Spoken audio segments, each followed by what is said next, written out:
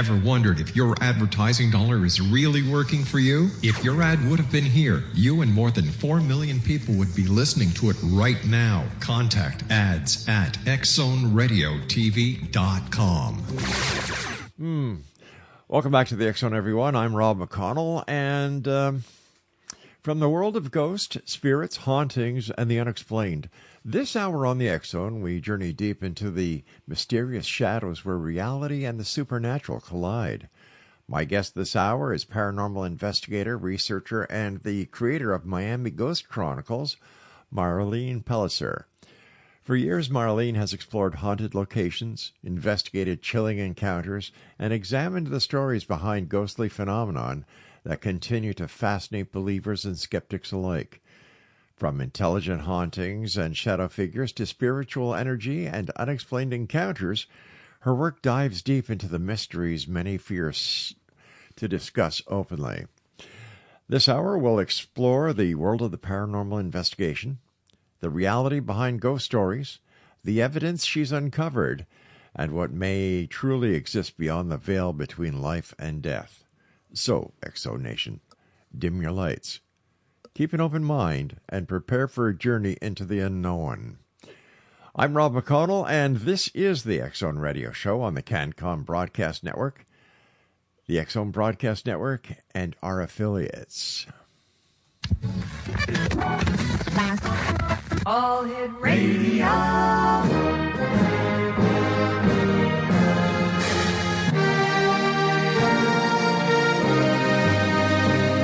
Welcome to the X Zone, a place where fact is fiction and fiction is reality.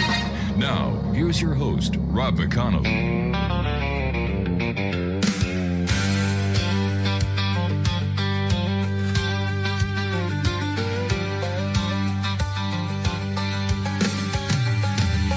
When the midnight hour's calling and the world has gone to sleep, there's a voice across the darkness, digging mysteries buried deep. From UFOs to hauntings, ancient secrets carved in stone, there's only one place waiting. Welcome to the X Zone. From coast to coast, we're broadcasting across the USA and Canada too, with truth seekers and believers, bringing hidden stories through. Welcome to the X Zone, where the strange becomes the real. From ghosts and alien visitors to mysteries we can feel. The biggest names are joining us, sharing secrets still unknown, with Rob McConnell leading you into the X Zone. And welcome back, everyone. This is the X Zone, and yeah, like the song says, I am Rob McConnell, and I'm with you Monday through Friday from 10 p.m. Eastern until midnight, right here on the X Zone Broadcast Network, Talkstar Radio Network, Mutual Broadcast Network, and CanCom Broadcast Network. And here in Southern Ontario, you can actually listen to the X Zone on your car radio, your office radio, wherever you can bring a little radio to, including the great beaches that we have here in Niagara, just by tuning your radio to 1220 AM, that's CFAJ AM, and they also stream us around the world on classic1220.ca. X Zone Nation, my guest this hour is Marlene Pellicer. And Marlene, welcome back to the X Zone. And I have to ask you, for the many listeners who have just joined us recently on all the new affiliates that we've been able to join us, what sparked your fascination with the paranormal? You know what? As a kid, kids get interested in strange stories and things like that. Yeah. And, but I never outgrew it. How's that? And then, little by little, I want to say like back in the 1980s and 90s, a couple of times people asked me to accompany them on strange stuff that was happening at their house. But it's not like what we see now with the paranormal shows. It was people that were really couldn't figure out what was going on in their house. Like they had ruled out all these things. And I'm kind of known for being, the calm person, when everybody's running. I'm like, what is that? You're the rational person in the crowd. I was the one that normally uh, let's like bring her along. She's gonna be the one that won't let us all like get flighty, Right. and I'm a good observer. Uh, and that's you get pulled into it. And then in the '90s, I joined a paranormal research group, and even then, it was more of a scientific approach. And a lot of times, we didn't immediately go to the supernatural.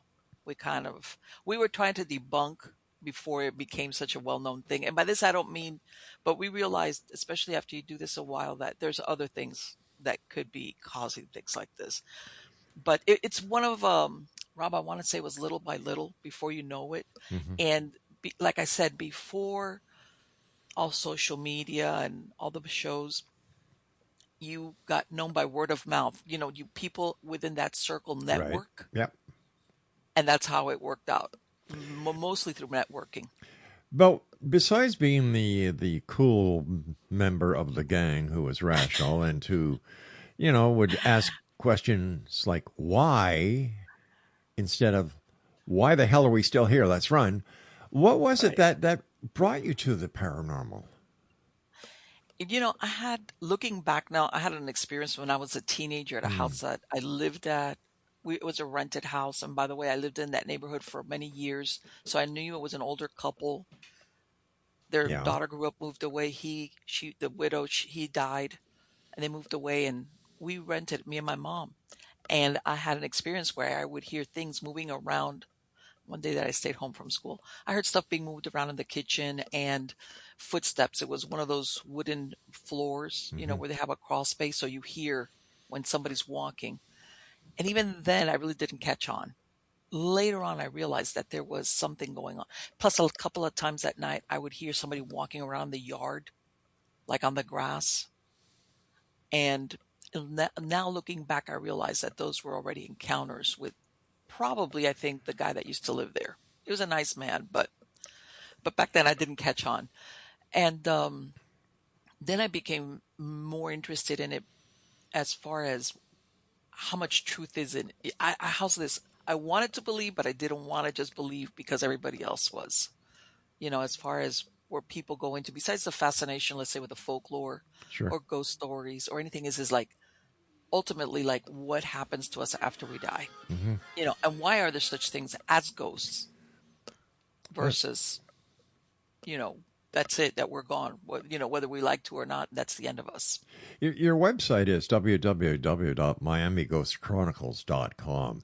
Yes. What are the Miami Ghost Chronicles and what inspired you to create them?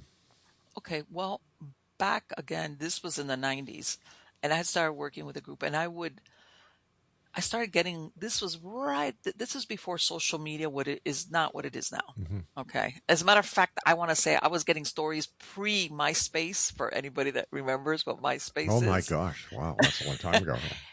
So, basically, it started out as I was getting emails from people telling me about their experiences.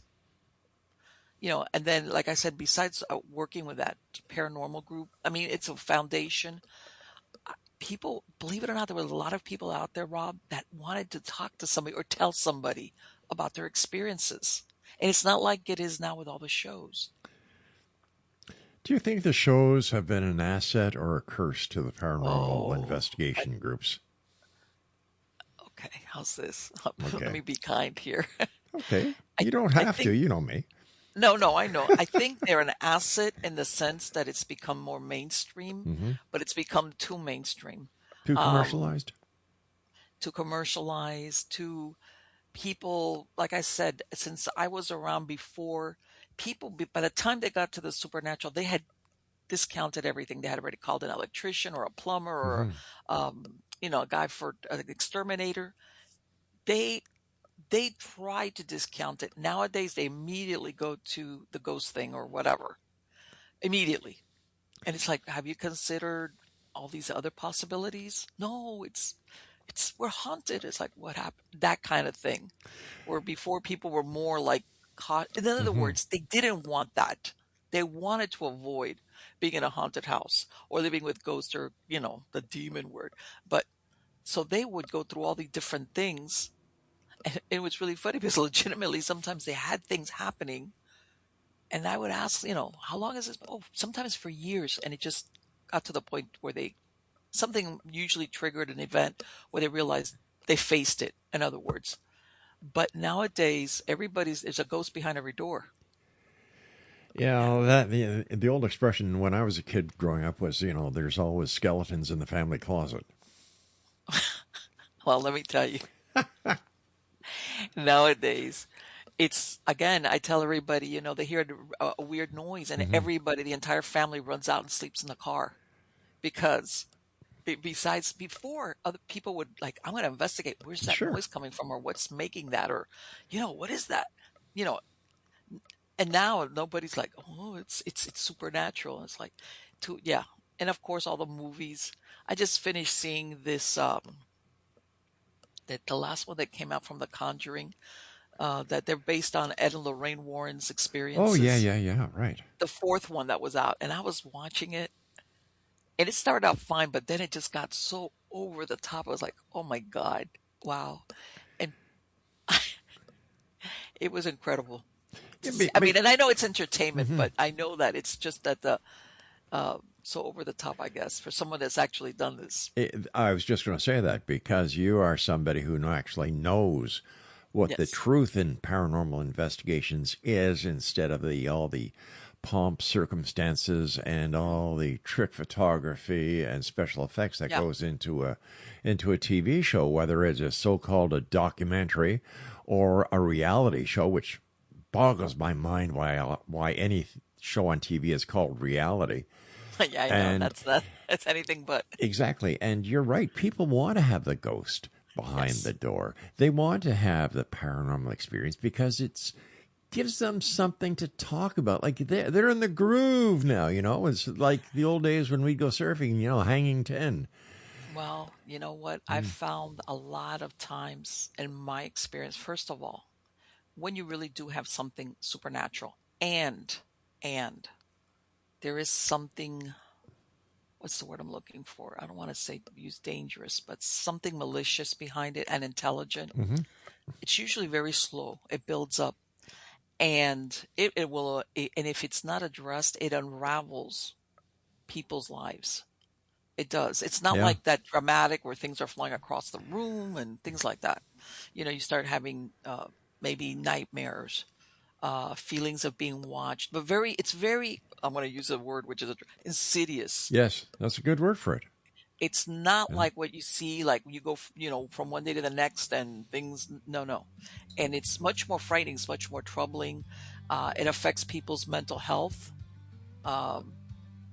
Sometimes there's a target person let's say it's a family. Right. And everybody thinks they're the crazy one because it only does it around that one person.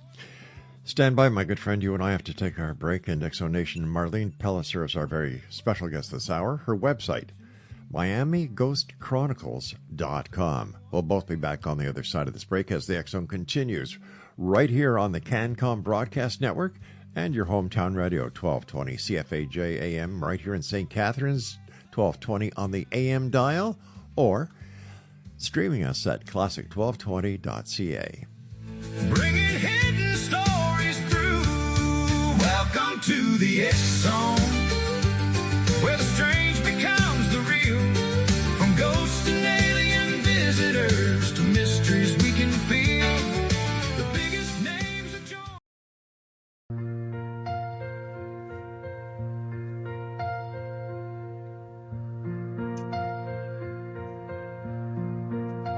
Where the mist rolls in from the river's bend, and the willow weeps for the long dead men.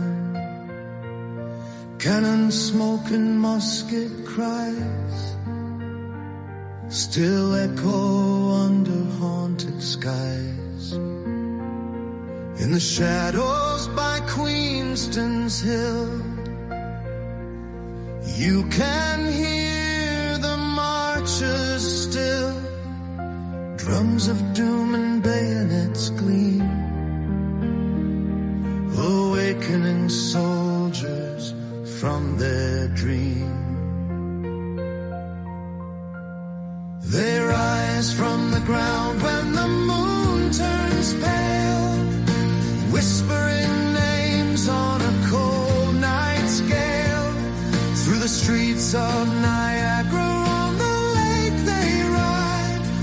ghostly eyes burning from the other side. Hear their boots on the cobblestone floor. The dead of 1812 march once more. Welcome back, everyone. Marlene Pellicer is our special guest. We're talking to her about Miami Ghost Chronicles, as well as things that go bump in the night, the strange, the weird, the bizarre. Oh, that sounds like my family reunion. Sorry about that. But you must admit, Marlene, that people talking about the paranormal these days, like you alluded to before, everybody's got a paranormal story these days. And, like, here you go out, you do a credible investigation. How does it make you feel when you see all the hocus pocus and all the trash that is now available on TV, 724, 365, about the paranormal? Well, what a lot of times people don't understand when these reality shows is that they have producers and people that vet stories and locations and everything. In other words, they leave out the boring investigations where nothing happens, or where you go to some place and you're looking at the people and going, oh no, even though you pre-interviewed them. Basically, all the heavy lifting is done behind the scenes. And a lot of times people get into ghost hunting and then they have like they realize, hey, this is not like the reality show, that kind of thing. So, but I'll tell you what, one thing that I wouldn't have said 20 years ago, and I don't know if you've seen this, Rob, that now they're looking at extraterrestrials maybe having some type of paranormal slant to them. Oh, gosh, sure. This is a first for me. It was like, okay, here we go. Well, I think they're doing that because they have to find a new marketing niche. Now, not only are the extraterrestrials involved with ghosts and, interdimensional travel, multi-universes and so on, but now Bigfoot is being incorporated into the UFO community. Now, why it took so long for somebody to say, well, wait a minute, there has to be Bigfoot involved with UFOs. I saw Star Wars. I saw Chubby go, he's got to be in there somewhere. So there you go. Proof that Bigfoot is part of the UFO community. Yeah, the jumping off point was Chewbacca. Yeah, Chewbacca, that's it.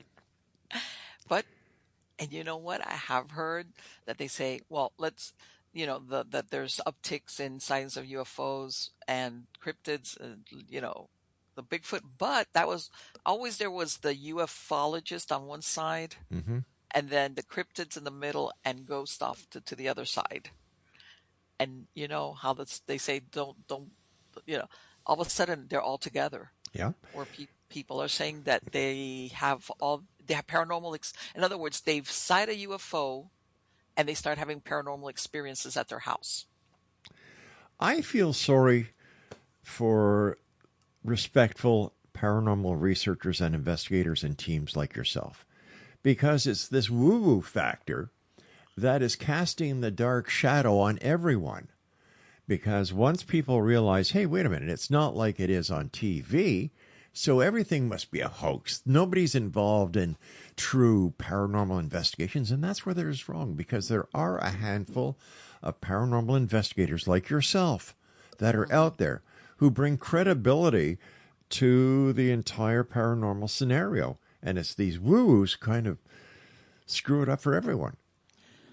Well, getting back to, let's say, just strictly paranormal or ghosts or whatever. Okay. Like, I've come across a lot of people that they're kind of happy, like what you were saying, and I look at them and I go, especially if it is legitimate, because sometimes they just want it to be that way, and it's not. And I look, and I'm try to kind of tell them, this is not what you really want. Down the road, my experience is that this doesn't work out. And once they catch on, all right, especially when we tell them, look, we can, we could do something to move on, whatever's here, or if it's really severe, if maybe you need a house blessing, or they're like, no. Next thing you know, and we tell them, okay, this is our number. If you need us to come back, we'll come back, etc. Yeah. 9 times out of 10, I guarantee you, if they can, they move, because it turns out that we were right when we were telling them this is not going to work out the way you want. Is it possible that people who do not have a paranormal situation on their hands Hmm. that they want it so bad that it actually manifests itself? Yes, absolutely. Wow. Absolutely. Yes. There's, have found, Rob, that you attract it. You attract it. In other words, let's say you move into a place Okay. and there is no paranormal or no ghost or nothing there, but you want to, like, and I'm sure maybe you've heard of this, people that are intent on capturing Oh, EVPs. yeah. They become obsessed with it. Yep. Same thing, where they're like, no, I have this, and you go there and you try to explain to them, look, there is nothing here. Not even, not even what they call, whether it's intelligent or something like a haunting that's not really an intelligent haunting. You don't have any, and they insist on it, and it gets to the point where they will attract these spirits, and usually they're not the good ones because they're basically putting out the invite because they want it so bad. And then you know what that saying is about be Hmm. careful what you wish for. Exactly. Yeah, they're inviting something to come into to be with them in their house. Which, by the way, is why a lot of paranormal investigators, they have to be really careful of not bringing stuff home with them, because when you're out there trying to make contact, with, let's say, on an Hmm. investigation, some of them really, they want to, they accept the invitation, they want to come with you. So that's Wow. why a lot of investigators have to be really careful with that. Can you help me understand why people go to graveyards to do ghost Oh, investigating? Because number one, I think it's very disrespectful to go yes. to a place where people are resting in peace. And if I was a ghost, the day comes when I become a ghost, the Mhm. last place I want to be is in a graveyard. Okay. As a matter of fact, you brought this up, and I'm going to give two scenarios. Okay. Number one, some cemetery. I know nowadays, I don't know if you've noticed, Rob, before cemeteries, unless they were, most of the time they were left open, not Yes. anymore. Now cemeteries are locked down, usually at sundown or Hmm. something, because I guess they have so many instances of people going in there when they're not Trespassers. Yep. supposed to, or vandalizing. Hmm. Okay. But what's happening is one of two things. For example, a lot of these, I was just reading about this. This is a big cemetery out in Philadelphia, which, by the way, I'm going to give this as an example, but could happen Okay. when people go legend tripping or going out to the cemetery. They found they found the motorcycle gang was dumping their bodies. They opened up a crypt because you Oh, remember these old cemeteries yes. where people would have mausoleums and Yes. crypts. Yep. It's not like now. They were dumping dead bodies. They opened up a crypt from 1888. They were dumping bodies in there. So basically, what I'm saying is you could run into a crime taking place or somebody getting rid of evidence. Oh my And gosh. here you are running around trying to get an EVP, and it's like you don't want to be there. That's one of the reasons why you have to be careful. Not only that, you could also run into people that sometimes are doing they're doing dark rituals, for lack of a better word. Hmm. And these people don't want witnesses. In other words, they don't want the legend tripper or the ghost hunter going, hey, that's another thing. Some of these people are not the best people, if you know what I mean. I do. All right. Those are legitimate concerns that sometimes people don't think of, besides the fact of you're trespassing. You might get the cops come pick you up. That's on the physical part, as like the reality. The other part is you, like what you're saying, the regular people that ghost, they're not going to hang out there. They're in heaven or wherever. They're not there. Hmm. But I will tell you, in my experience, a lot of dark rituals are conducted on in graveyards, and or ritual items, spell works, they're dumped there. Okay, they are dumped in there. So you might run into just really non-human entities there that were not, it's not somebody that was buried, in other words. This is something that was left in there. Either it was invoked through ritual in the graveyard, or sometimes the person that invoked them will leave the items, whatever they used, in there, almost like it's a binding, because and it's where whatever they left can't leave the cemetery grounds. Let me tell you something. Certainly. The darkest encounters that I know people have picked them up at cemeteries. Guaranteed. Yes, you have to be really careful. And I know people innocently just go there just to like, oh, let's go explore. Let's see if we hear anything. Thrill seekers. Thrill seekers, which I understand, but unless you really know how to protect yourself and you know what you're doing, besides the aspect of being in the wrong place at the wrong time because of the other things, you could bring something really dark with you into your life, and you picked it up at the cemetery. A lot of people don't realize that trying to get a thrill may lead them into a life that they really had no idea that could exist because of the paranormal. And the same goes for people who go antique shopping and buy antiques. They can bring home an attachment. So how does John Q. Public, who decides to do a little bit of thrill seeking, besides going to Disney World and, having to mortgage his home in order to do that? Yes, I know. What do you suggest? Are there any rules that apply to people who want to become paranormal investigators? Or is it just common sense? I would say if you really want to, first of all, to get a reality check, a lot of groups now, first of all, look for a group that's been established for a while. Okay. And it's got a good leader, no paradrama. And a lot of them now will allow you to do a ride-along, In other words, so you can accompany them and see what it's like. Maybe you don't engage, but you can see what happens. Yeah, the same thing we used to do in the police force. Yes, like a ride-along. And you can decide, hey, this is not for me, or it is. But again, I would say make sure you know that it's a good group that's been around for a while. And you get a flavor maybe by who the leader is and the members, if it's worth it. Do your homework. Yes, do your homework. You and I have to take a break. Please stand by, my dear. Exo Nation, Marlene Pellicer is our special guest. www.miamighostchronicles.com.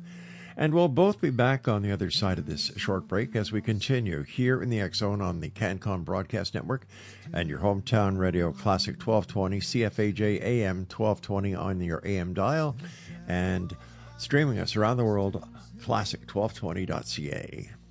You can hear the marchers still, drums of doom and bayonets gleam, awakening soldiers from their dream. They rise from... Oh.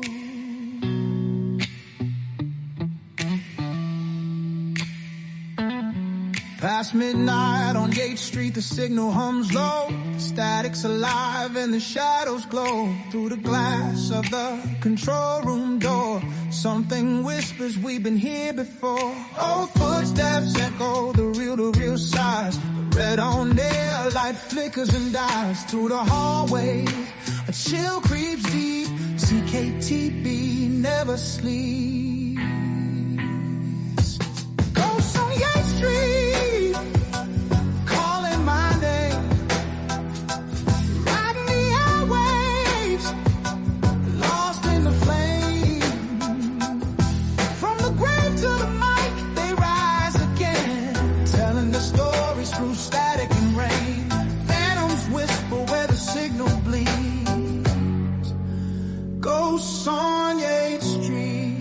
Marlene Pellicer is our special guest, MiamiGhostChronicles.com. So, like I was saying before we went to the break, Marlene, people go to antique shops, they go to estate sales, they go to flea markets, and I really don't think that they give buying an article that may be attached by a certain spirit, that they could be bringing this spirit home with them.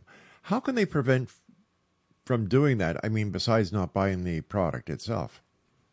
Well, I would say just listen sometimes to your instincts. That too good to be true. Yeah. Sometimes your body is a very good, how can I say, instrument when you come around something that doesn't feel quite right. But people get caught up, especially, I'm sure you've seen these curbside things where people leave stuff on the curbside. Yes. But let's say, okay, you bring it home. I would say bless it. First of all, don't bring it in the house. And bless it. I don't know if you have blessed oil, you can smudge it. You can have sprinkle holy water on it. And honestly, I would do that just about on everything, even if it doesn't give you a weird feeling, just to be on the safe side. And let me explain why. Let's say, but people don't understand that sometimes it doesn't have to be an actual haunting, but let's say that big leather easy chair that looks great was occupied. It was Uncle Sam's favorite chair that he had, and it's in great shape, but he was a very sick man. Right. But this was his favorite chair. So now the families put it on the curbside and they're like, hey, or a garage sale or whatever, right? Sometimes items become impregnated with that person that used it constantly. Okay. This is different from, let's say, let's say you've heard of people saying, oh, there was a spirit, let's say in a doll or something. We're talking where the physical feelings, especially if they're extreme, and unfortunately, pain or unhappiness or things are, for some reason, they impregnate either rooms or objects, especially if it's used a lot. So let's say you pick up Uncle Sam's chair and you bring it home, and this is in great shape. It's a beautiful leather chair. Wow. And somebody starts using it. And after a while, they might start feeling some of the symptoms, let's say in the case of this person, or it doesn't have to be physical. If it was somebody that was dealing with a lot of stress, sadness, maybe even depression. Okay, I'm not talking just of somebody that's, let's say, in a depression for years, or something that's very deep that you feel it. You might start picking up those symptoms off of that item, and you just don't understand why. And I'm sure you've heard of people that will say, I've gone to certain places and all of a sudden I'll get upset or mad, and I don't know why. Okay, because there's something that impregnated in the fabric of the place. You can't see it, but you sense it. Or sometimes, or people will say, this is just my imagination. Oh my, I'm not going to pay attention to that, because it makes them feel crazy to pay attention to their gut feelings about something. Or they realize, wow, I sat in that chair watching you for a couple of hours and now I feel like crying, or like, what's wrong with me? So Or I they can feel actually sick. feel the difference in their psyche, and they Oh, feel as if you'll excuse the expression, they feel as if they're possessed by something. exactly. But a lot of people don't want to go down that road. They don't immediately attribute it to, that was the chair, yeah, that I picked up. That's a great find or whatever. They don't make the connection. It takes a while sometimes for them to pick up, like, oh, wait a minute. Most people don't go there right away. As far as, let's say, like you were saying, something you got at a flea market or Hmm. garage sale, curbside, an estate sale. That's another thing. You'll find in a lot of these, I've heard some of these estate sales, Rob, where the person that was there, maybe if it's a deceased person that the families have, they themselves were collectors. They had items that they picked up in a lot of places, and you could come across some real funky items in there that just had something with them from when that owner bought them or picked them up. Sometimes other places in the world. Um, I had a case like that where I had a gentleman who was a merchant marine, and he had been all over the world and picked up a lot of pieces. And he got a house, brought them in. It was an older house, and we found that a couple of the items. But what happened was that before then, he had always kept them stored away. He was always waiting to have his own place, like a house. So he brought up, and he had been all over the world, and he had a lot of unusual pieces. And we found that a couple of them really, there was something. They were from other countries, if I remember correctly. There was something about them either done while it was being manufactured, which a lot of these things were handmade, custom made. In other words, it was unintentional, but it's still, or something was intentionally placed or attached to the item, which was dark, which is why he had things going on in the house. What kind of things did he have going on in the house? He started he started having um he started having electrical problems. This was an older home, but he had rewired it. It was Right.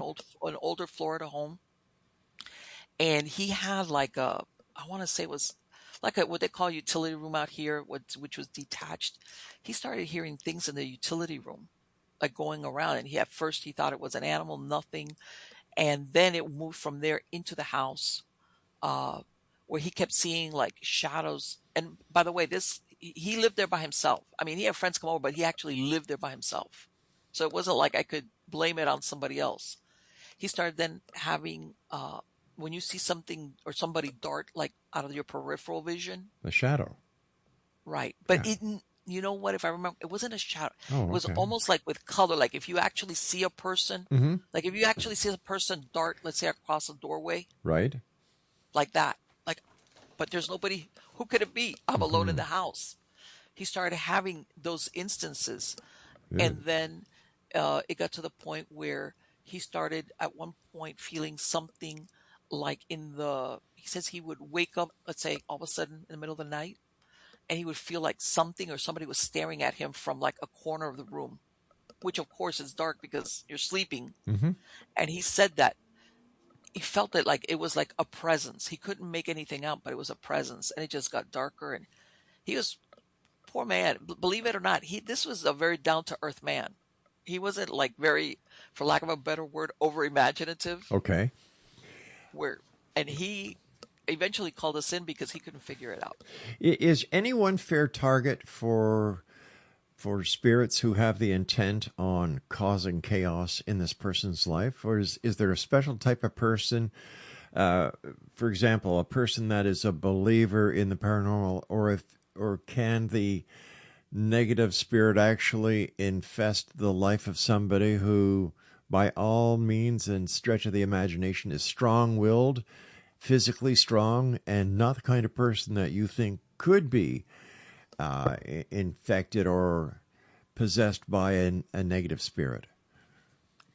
I'll tell you what, Rob, there's people that I tell them either their boundaries have been damaged, they have mental health problems, addiction problems, or they're in very high stress, even if it's temporary. Tell them, Wow. you got to stay away from the paranormal. Stay away from it because you're going to become a target. Guaranteed. And I would tell them when we were doing cases of any of the members, they were either like getting, coming down with a cold, Right. doesn't have to be stress, or they were going through something stressful.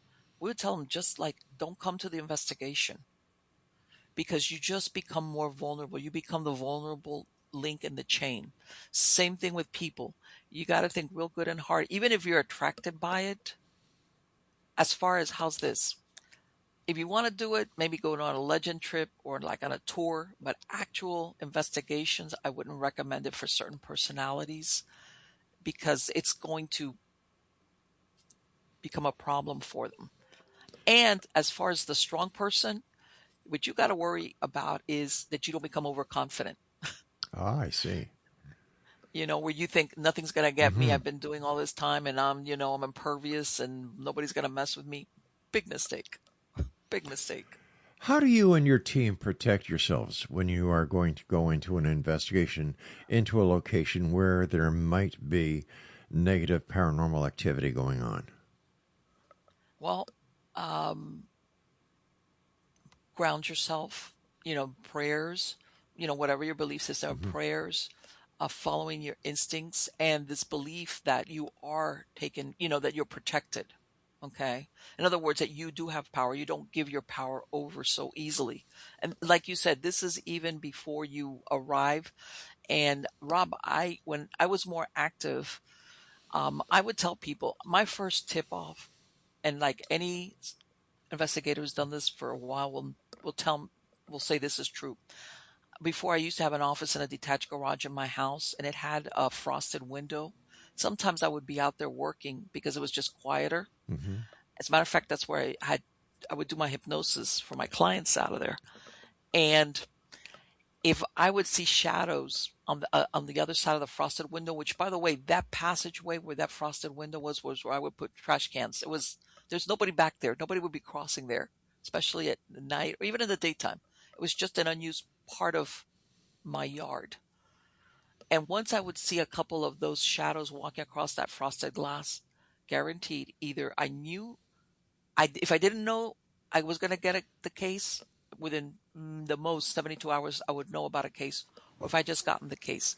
And believe it or not, they will check out, if it's an intelligent haunting, they will go check out the investigators before they arrive Holy cow. at the site. Absolutely. They want to know who they're coming up against. And that, as a matter of fact, would be my first tip off. Number one, there's something there. And number two, and it's an intelligent haunting.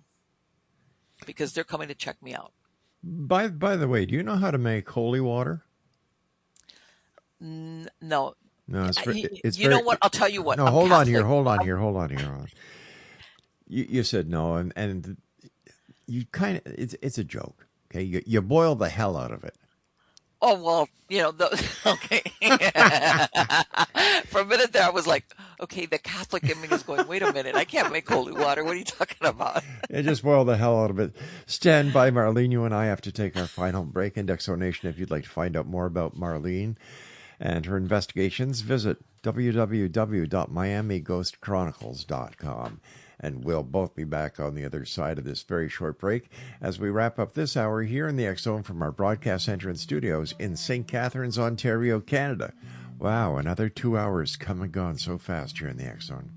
After all, this is a place where people dare to believe and dare to be heard, Monday through Friday from 10 p.m. until midnight on the CanCom Broadcast Network and your hometown radio, Classic 1220 CFAJ AM.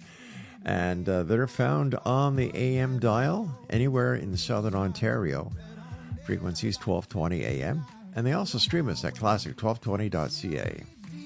CKTB never sleeps. Ghosts on your street, calling my name. Riding the airwaves, lost in the flame.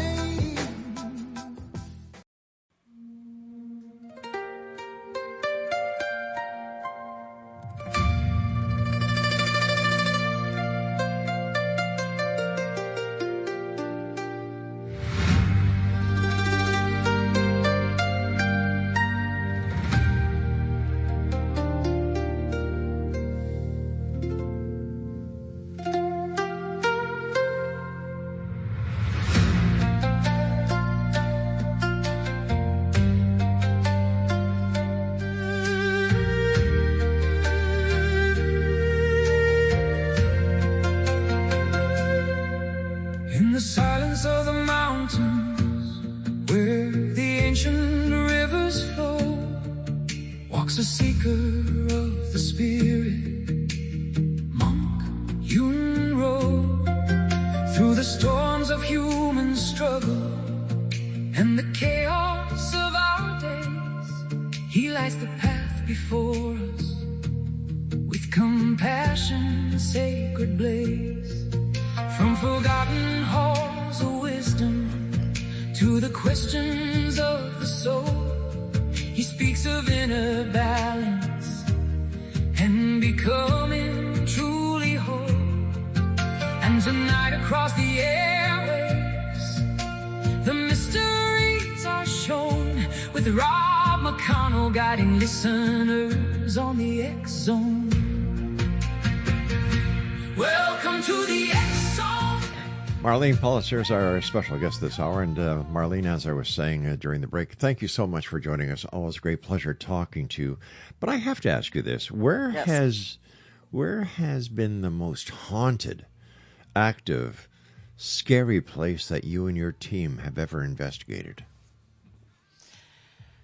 Oh, boy. That's a tough one. You know what? I'm going to tell you, it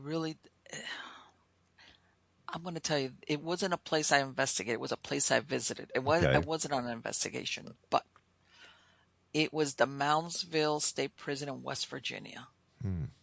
That is let's put it this way, without actually doing an official investigation, that place, it was like, oh my God, it already had a reputation like most prisons of being haunted, but it was like, I would need to do an investigation. And as far as, I one time did an investigation where this was an Australian family they were renting this house, a very large estate. They had, and what was really is that they collected antiques. I mean, the whole house was full of antiques. they were having a lot of weird stuff happen, and they were already thinking it's one of our items. By the way, they had like statues that were lifelike. Oh When my I mean gosh. antiques, turned out that somebody had placed a curse on the land meant towards the owner of the house who was renting it out to them. And they had so much phenomena there. And they had the kids there were already like in teenagers, late teenagers. They were having experiences, seeing things out in the yard, seeing things looking at them through the window. And I remember um, it was so severe that she was coming up to renew her lease. And I remember we told her, look, our if we're giving you advice, it would be do not stay here. Don't stay here. But she did, and I believe that soon after that, she got robbed.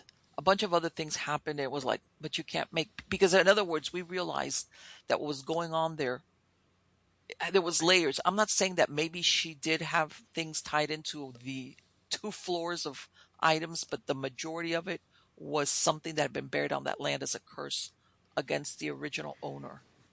Wow. So yeah, it was like, man, this is, and like I said, we normally wouldn't give people the advice of moving. A lot of them did do that, by the way. A lot of people, this was their solution, especially if it was a rental. It was like, we're out of here. But even though it's a rental and they say get out of here, isn't it possible that the entity or the spirit would attach themselves to the people who are scooting? Oh, Rob, that they had that attachment from before. And believe me, I would always do a pre-interview on the phone, but then when I got there and I learned this many years, I would interview, let's say the adults, obviously, separately. Rob, you would hear stories that I would say, well, come on, I'm here to help you. When did you start? You would hear these stories that you realize it's not this place, it's you. And Ah, some of them sometimes have been involved in occult stuff, or they had some, like in other words, they knew in a way they suspected that it was that person. And believe it or not, sometimes even their spouse was not aware of what they might have been involved in. And that's why I would normally always question them separately, together, but separately, because a lot of truths would come out in that interview at that point. what has been the strangest thing you have ever seen? For example, have you seen full-bodied apparitions? I have, I've heard things, and one time, and by the way, this was not really it was like dusk. It was a bunch of us and we were sitting there and it was investigators and people involved in this, but it wasn't an actual investigation. And I remember we were all just, and you know how people, they don't turn on the light because it was light and then it gets dead and Yep. darker, but nobody's turned on the light. And I'm sitting on a sofa and I'm like the end of it and we're all talking and all of a sudden I looked at the girl sitting next to me. She had transformed. She looked like this old hag that I didn't jump out because it was like I was, because there was 4 of us like smushed into a sofa. Hmm. But I looked at her because my first instinct was, and like when you see in the movies that people close their eyes and like it's like, wait a minute, that's not possible. Is it because it's dark in here? And I turned around, I looked at her. And by the way, she was a pretty girl with blonde hair. And when I was looking at her, it was like, then later on, I ended up speaking to a good friend of mine. I said, look, this happened and I don't know what's going on. She goes, oh, you didn't know about her? Because I didn't know who that person was per se. I didn't know who she was. I said, no, what's going on? And she was telling me that apparently this person had some bad run-ins with some very dark activity. And that she was there, but they had told her not to come. And I was like, okay, well, whatever was there is still there. I had never had that happen to me before, Rob, where you look at a person and you're seeing something different than what's there. And that's not normal for me. I don't think that would be normal for anybody, to be honest with you. No, Yeah. that was like, and I didn't scream out because I'd be like, this lady's going to think like, what's wrong with her? And later on, I looked at her and it was like, what in the world? Yeah, she transformed. She actually transformed. She transformed into what was sitting right next to me. And Yeah. How did you Did she revert back to her original look? Yeah, I mean, I closed my eyes. And I said, God, I'm seeing stuff. What is this? And I looked back at her again, and she was still like that. And I was like, okay. And I remember looking across at my friend who was sitting in a chair. She must have seen something on my face because I see her looking at me, like when somebody lifts their eyebrows, like, what's going on? Yeah. And I looked at her, like my eyes were real wide. And then I looked at her again, and then she was back. But I could tell she was looking at me like, what's wrong? I don't know what my face looked like, but I must have been so weirded. She could tell. And she must have been thinking, we're all just talking in this big circle, people talking just different things. And later on, because she was a smoker, I said, hey, don't you feel like smoking? She looked at me because I was always on her butt about smoking. She's like, okay. So I said, look, this happened. And she looked at me and she goes, you don't know? I go, what are you talking about? She goes, this is what's going on with that person. And I had no idea, Rob. None. What the background was on this person. Because that was the thing. When we worked in that research foundation, they would bring in different groups from different, and I was always a freelancer. So Right. I would join in with a lot of different groups, either when they were short a person or whatever. So sometimes you would work with some people a lot of times, and other times you would see some people once, and that was it. So that was, I didn't know about this person at all. But whatever it was, I'm going to tell you something. It was, for that, it was like, in other words, it was either a very strong possession, not even possess. Oh, let me not use that word. Something was trying to possess her. How's that? Whatever that was trying to possess her. So what was the conclusion? How did you or your team or somebody else get rid of this entity that was trying to possess her? Well, no, see, she wasn't one of our cases. It was like if a group of us are together of investigators, I see. and all of a sudden you realize, and I was like, okay. And I was saying, I didn't know what to, and my friend said, you know what, I can talk to the group that she belongs to, the leader, and say what happened. Because it was like, I don't, but she had herself had told me that the group that she belonged to, they were like, had already told her, look, maybe you should step back for a while. Apparently she had stuff going on in her house, but she was one of these people that wants to stay in there. And that's why I'm saying a lot of times there's certain people that shouldn't be involved in paranormal work. And I really don't know what her actual life history was. Maybe there's other things also that made her vulnerable. But yeah, so it was like, please don't tell her I said anything. The last thing I need is for her to transform and come after me. Okay, I'll do my best. What advice would you give to someone who believes they're experiencing unexplained activity in their homes? I would say number one, don't be so quick to think it's paranormal. Okay. Rule out all the normal stuff. Be brave about it. Number two, people give up the power of where they live very easily, Rob. They do. They're like, oh, it's a ghost. Oh my God. No. This is your home. This is where you live, whether it's a rental, you own it. You live with your family or what, in the garage. I don't care. This is you got to own it. Like, this is my place and you're not going to take it. And I would say pray. Do, if you want to, and I guess it depends if you want to put holy objects up. But in other words, don't become the lesser of whatever's going on there. Because sometimes if you are strong and when you own it, you dispel whatever there if something's trying to come in, or they will avoid you.